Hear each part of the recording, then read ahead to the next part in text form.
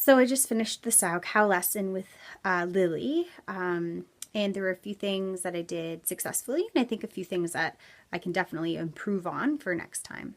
I'll start with the thing I think I can improve on. So I deviated just a tiny bit when we went to the boards. I wanted to get her to understand right before the jump, kind of bending and rising, but she isn't strong enough, I don't think, yet to do that backwards. So to do that off a backwards inside edge might be hard for her to understand. So I wanted her to kind of get it with a sow cow, and I think I should have explained that to her a little bit better. So we were at the boards and we were practicing on our forwards outside edge, and although that's not really necessarily in the jump, I wanted her to kind of understand that right before we take off, we need to bend and then rise up to that ball part of our foot so that we can spring up a little bit more. But there were definitely some things I think I did well. So I gave her some different things that she could work on by herself. So that being different methods of doing the jump. So when we worked on the 3 turn, I had her count literally 1, 2, 3 in the 3 turn to understand that those are some moments we need to bend and rise as well before our jump. And I showed her the boards as well, and doing bunny hops. So taking something she knows how to do very well, and then having her kind of use it in a different light. So understanding that she needs to kick her foot up, and it's the same thing, right? So when she does her 3 turn, she's on that backwards outside edge. She comes around forward. She's got to kick that foot up. So I did that sort of on at the boards and in the bunny hops, and I think that helped her understand what to do with her free leg. As far as coaching and maybe vocally, next time I think I can get Lily to reiterate back to me a little bit more. I like to ask lots of questions, but I think maybe showing her the incorrect way to do something and asking her to correct it for me is good, because then I'm getting her brain thinking to more into the jump. But other than that, I also think maybe putting it on a bigger circle would be kind of interesting to see.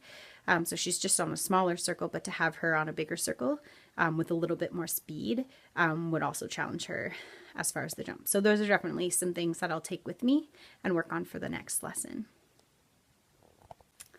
So I just finished a stroking lesson with Isla. We worked on perimeter stroking today, and there were a couple of things I did great, and then there was a few things I'll change for next time to improve.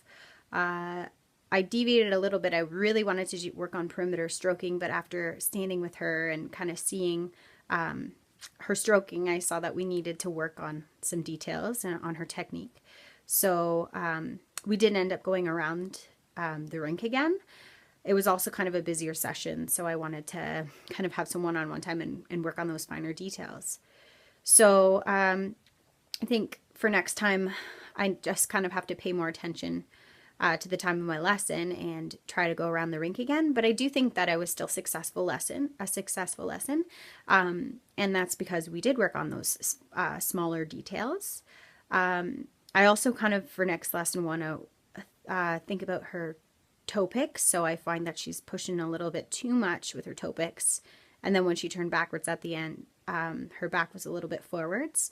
And because of that, she's slower, right? Because she's on her toe picks. So those are definitely some things we can work on in the future, and that I didn't really point out today. But it's a kind of a work in progress. You can't work on everything in one day. So what we focused on today, I think, was successful, which was knee bend. So Isla is a gymnast, and she's used to having kind of straight legs and presenting. So stroking is a little bit difficult because she's just so used to not having to bend and rise. So that was my main goal for this lesson, was to really focus on bending our knees, making sure, as I said in the analogy, which I think was probably really a successful part, was thinking about, that knee comes through the curtain first and really extending our free leg. So I took that to the crosscuts, and I think that worked. So I think basically, to summarize and not get too chatty, I think the best thing I did, or the greatest thing I did that time, was using those analogies. So bending through the curtain, our knee comes through the curtain first, and then really showing her what I want to see, and then, or showing her what I don't want to see, and then having her kind of correct it for me. So I know that she's on the same track as me. But overall, I thought it was a successful lesson. And I think that her stroking is improving week to week. Okay, so today I had the pleasure of coaching London Synchronicity Adult 2. It's awesome going out and seeing a totally different side of skating. So, adults who've been in this sport for a long time. And still enjoy the passion like I do. So, one successful thing that I think helped was since these ladies know a lot already about synchro, it was nice to kind of break it down and have them think about the finer details. So, putting them at the boards and kind of trying to match their extension height. I don't think they kind of thought that about that before, because I know there's some girls on the team that just love to extend and present, but we also need to think about matching those extensions. So I think that that was helpful. And there's a couple times in their warm-up block that they present with that extension. So I think it was important to work on that. I think also something that I could definitely improve on is getting more feedback from the skaters. So I definitely, instead of speaking the whole time, could have asked them questions. My only hesitation with that is there's a bunch of women on the ice at the same time, and sometimes just from past experience, if you put it out there for questions and comments, it often just keeps, we could be there for 10 minutes talking because we all love skating so much. We could just go on and on and on and keep analyzing what we're doing. So I think I need to find a happy medium for the future when I'm working with a synchro team. So, you know, when we're about to line up the block, I can ask them, how do we keep a block lined up? What do you think is important when we're, you know, skating backwards? What do we need to match? Do we need to match our lilt? Do you think lilt's important? So just throwing out like quick little questions to kind of get their feedback and their input would have been helpful. But overall, I think it was a pretty good lesson.